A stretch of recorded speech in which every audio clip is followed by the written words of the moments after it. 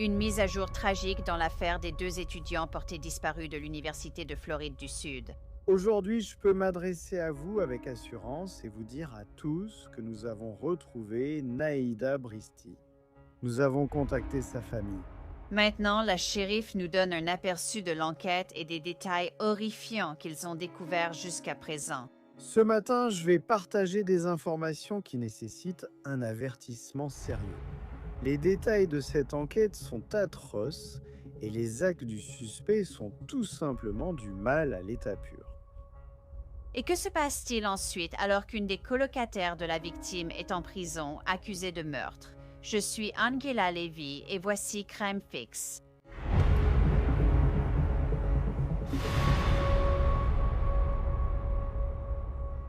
Il y a une affaire en Floride qui est incroyable. C'est vraiment choquant et dévastateur. Deux doctorantes venant d'un autre pays sont venues dans le sud de la Floride pour étudier. Zamil Lamon, âgé de 27 ans, et sa petite amie Naïda Bristi étudiaient à l'Université de Floride du Sud. Ils étaient tous les deux originaires du Bangladesh. Naïda préparait un doctorat en génie chimique et Zamil étudiait la politique environnementale et l'ingénierie de l'environnement. Malheureusement, nous savons maintenant que Zamil et Naïda sont tous les deux victimes d'un homicide et qu'une personne en qui ils avaient confiance est accusée de les avoir assassinés. Son nom, Hicham Abou Garbia. Il était un ancien étudiant de l'USF et le colocataire de Zamil, et il a été la dernière personne connue à avoir été avec Zamil et Naïda avant leur disparition. Nous apprenons maintenant de nouveaux détails du shérif du comté de Hillsborough, qui s'est adressé au public vendredi, y compris la façon dont le corps de Naïda Bristi a été retrouvé. Et quelles questions restent encore sans réponse alors que la communauté essaie de comprendre cette tragédie incroyable?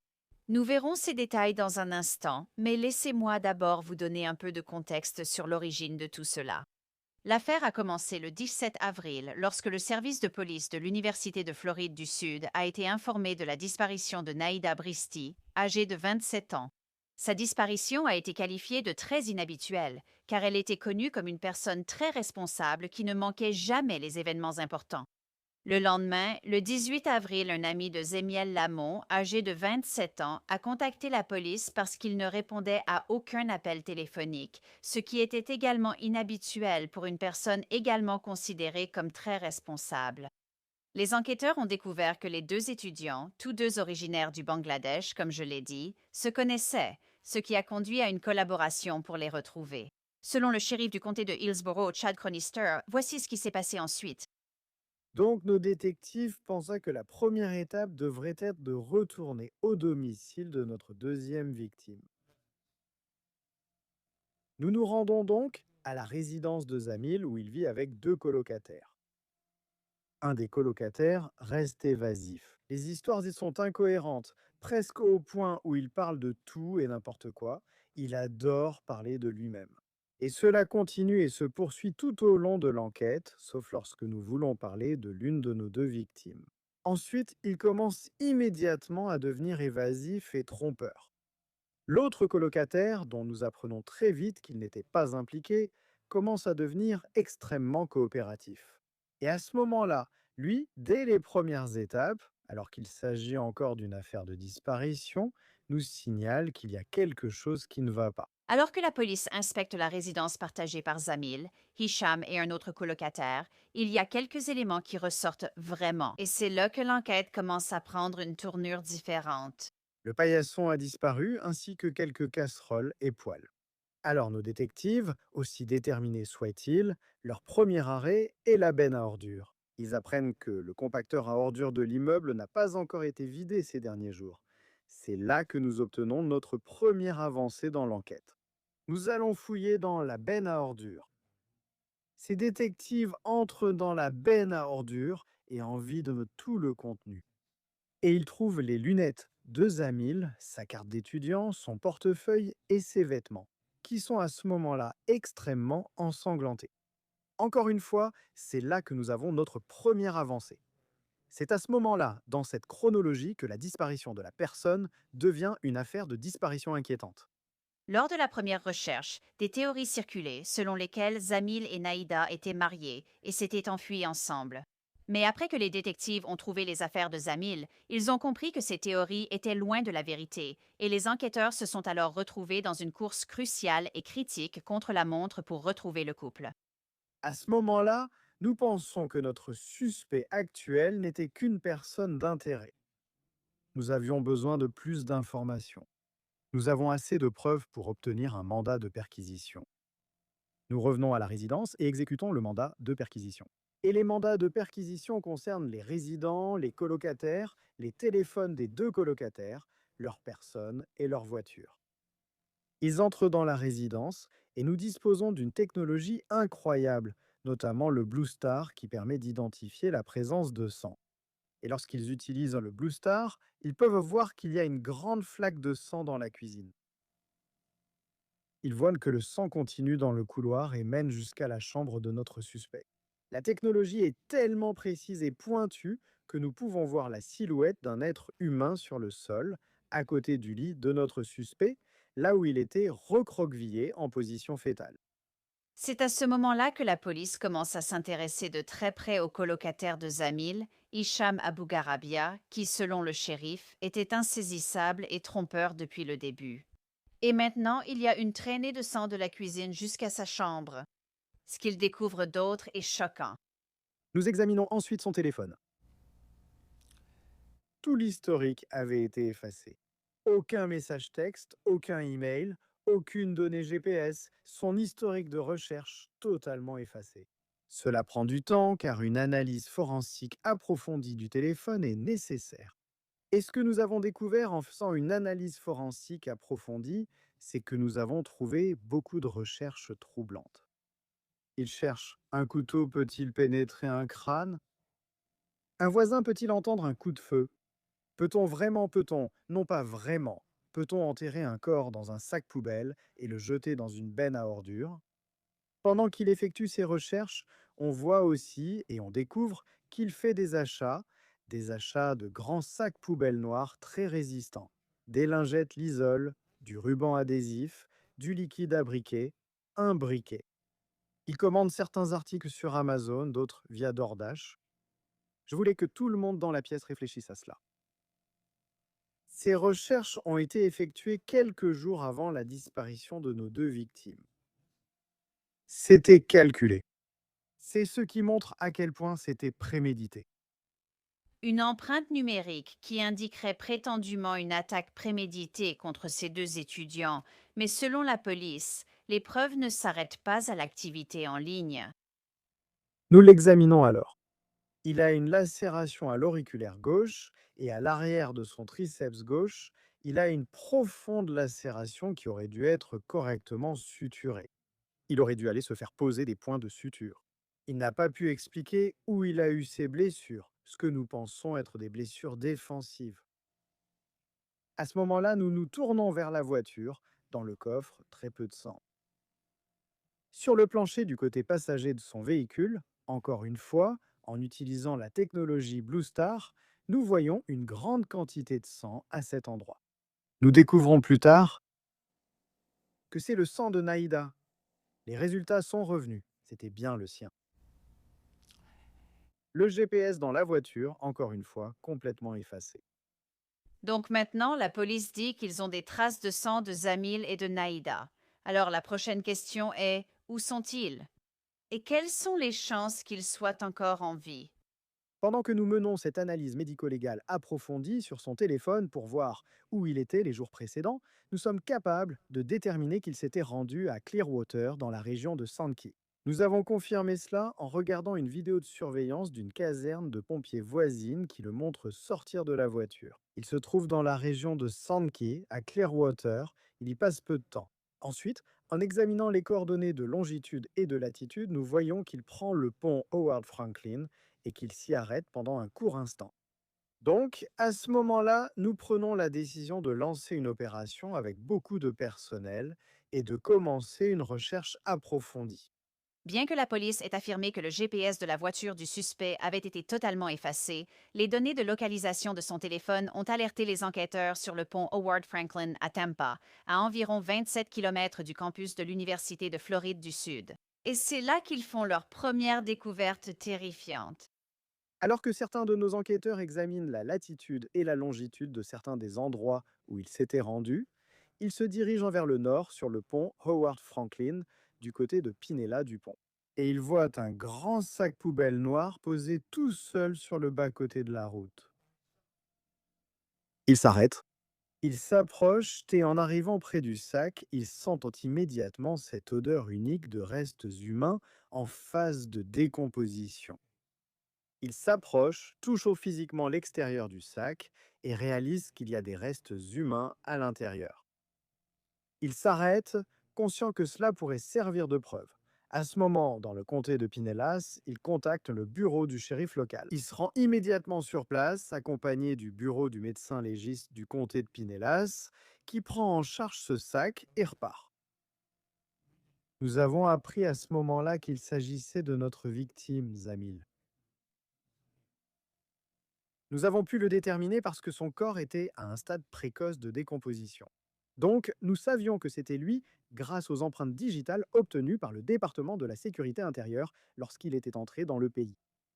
Quand je parle de choses atroces, il avait été poignardé à plusieurs reprises, ce qui a finalement causé sa mort. Il était attaché aux mains et aux chevilles devant lui. Ses jambes, au niveau de la zone des fesses, étaient presque complètement sectionnées afin qu'il puisse être replié et qu'il soit plus facile de le placer dans un sac poubelle. Il a été laissé sur le bord de la route. Aussi horrible que ce meurtre ait été, il a littéralement été abandonné sur le bord de l'autoroute comme un vulgaire déchet. Le corps de Zémile Lamont a été découvert le 24 avril, 6 jours après qu'il ait été signalé disparu. Rappelez-vous, le suspect n'est pas en garde à vue à ce moment-là, mais la police reçoit un renseignement inquiétant qui les pousse à se rendre au domicile familial du suspect. Nous recevons un appel téléphonique de la famille de notre suspect indiquant que la nuit précédente, il les avait frappés et avait commis des violences intrafamiliales à leur encontre. Il avait eu un comportement erratique. Il est sorti de la douche avec une serviette à la taille. Il s'approche de sa sœur et commence, d'une manière presque obscène, à essayer de se frotter contre elle, et à un moment donné, il essaie d'embrasser sa sœur. Sa sœur a du mal à le repousser et elle n'arrive pas à se dégager de cette confrontation parce qu'il est plus fort qu'elle. Il maltraite la famille en même temps. Nous tentons de le contacter, sachant qu'il est dans la résidence. La famille nous l'affirme et nous le surveillons constamment. Il refuse de répondre au téléphone, il refuse de sortir. Nous prenons la décision en nous basant sur la violence dont nous savons cet individu capable. En même temps, nous apprenons que quelques jours auparavant, il avait acheté une arme à feu chez un prêteur sur gage. Plus tard, nous avons déterminé qu'il n'avait jamais récupéré cette arme à feu, mais nous ne le savions pas. Nous n'avions pas cette information à ce moment-là. Encore une fois, la situation était très dynamique, très changeante. Nous avons mobilisé le SWAT et les négociateurs pour tenter une résolution pacifique. Après plusieurs heures à essayer d'établir le contact, nous en sommes arrivés au point où nous avons décidé d'entrer et de le sortir physiquement de la maison, puis de le placer en état d'arrestation.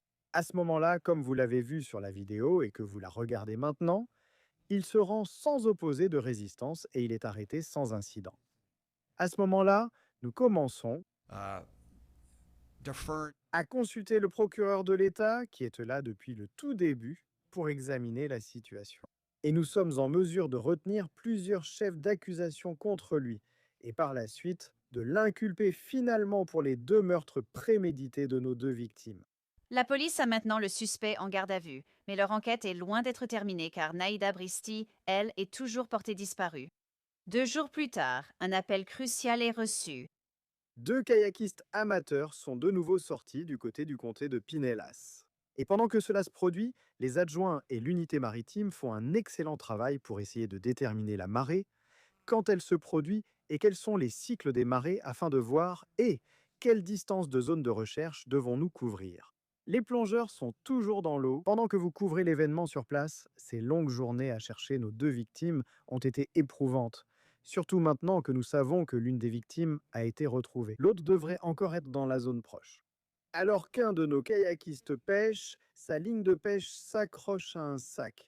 Il doit aller plus loin dans les mangroves. Il sent quelque chose qu'il décrit comme indescriptible et, lorsqu'il s'est approché pour retirer sa ligne de pêche, il voit qu'un sac en plastique a été ouvert. Il y a eu de l'eau salée à l'intérieur. Il ne peut pas dire ce que c'est, mais cela ressemble à un corps humain. Alors il fait ce qu'il faut et contacte les forces de l'ordre. Nous nous rendons immédiatement sur place. Contactons l'unité du bureau du shérif du comté de Pinellas, qui est déjà sur les lieux avec nous, le médecin légiste du comté de Pinellas, le département des sciences médico-légales du comté de Pinellas, qui sont venus et ont pris en charge. Alors que les enquêteurs soupçonnent qu'il s'agit du corps de Naïda Bristi, un obstacle médico-légal retarde l'identification, laissant la communauté dans l'incertitude pendant près de 5 jours. Malheureusement, en raison de l'état dans lequel son corps a été retrouvé, il était déjà dans des stades avancés de décomposition. Et nous n'avons pas pu simplement faire une identification par empreinte digitale. C'est ce qui a pris plus de temps. Aujourd'hui, je peux me tenir devant vous avec confiance et vous dire à tous que nous avons retrouvé Naïda Bristi. Nous avons contacté sa famille. Nous travaillons activement à restituer les 2 corps pour des raisons religieuses aux familles qui vivent au Bangladesh. Nous avons pu déterminer qu'il s'agissait de Naïda. Nous n'avons pas réussi avec les empreintes digitales, mais nous avons réussi grâce à l'ADN. Nous avons pu confirmer l'ADN, certains soins dentaires qu'elle avait reçus, ainsi que les vêtements qu'elle portait encore, comme dans la vidéo que nous avions vue. Le 16 avril, lorsque le service de police de l'Université de Floride du Sud a affiné ses recherches, c'était la dernière fois qu'elle avait été vue sur le campus. Les autorités confirment maintenant que les restes de Zamil Lamont et de Naïda Bristi ont été retrouvés, mais selon le shérif, l'enquête est loin d'être terminée. Ils doivent trouver un mobile possible. Pourquoi ce suspect aurait-il pris la vie de ces 2 doctorantes? Nous pensons et ressentons qu'ils étaient ensemble et qu'ils ont été assassinés à proximité l'un de l'autre et à peu près au même moment. Oui, notre suspect est en garde à vue. Les victimes sont en train d'être rendues à leur famille, mais il reste encore beaucoup d'enquêtes à mener et celle-ci se poursuit jusqu'à présent. Beaucoup d'examens approfondis des dossiers. Beaucoup de réquisitions judiciaires dont nous attendons les réponses, ce qui pourrait entraîner des accusations supplémentaires à venir. Vous cherchez la vérité et ensuite vous cherchez le pourquoi. Et j'espère que nous le découvrirons. Le suspect fait face à plusieurs chefs d'accusation, dont 2 chefs de meurtre avec préméditation au premier degré avec une arme, détention ou déplacement illégal d'un corps humain dans des conditions non approuvées, intention de dissimulation, altération de preuves, séquestration et violence. Et il pourrait encourir la peine de mort s'il est reconnu coupable, c'est-à-dire si les procureurs décident de demander la peine de mort dans cette affaire. Une autre information intéressante donnée par le shérif: le prévenu de 26 ans avait un casier judiciaire. Il a des antécédents judiciaires, notamment une affaire de violence domestique contre son frère. À un moment, dans une autre résidence, il est entré dans un appartement qui n'était pas le sien. Surpris à l'intérieur, il a poussé un agent d'entretien au sol, ce qui a mené à une accusation. Voilà ses antécédents judiciaires. Le prévenu est détenu sans possibilité de caution avant son procès. Selon un reportage de News Channel 8, le procureur de l'État a indiqué qu'il comparaîtrait probablement devant un grand jury d'ici jeudi 7 mai. Nous continuerons à suivre cette affaire. C'est tout pour Crime Fixe. Je suis Angela Levy. Merci de m'avoir suivi. Je vous retrouve ici la prochaine fois.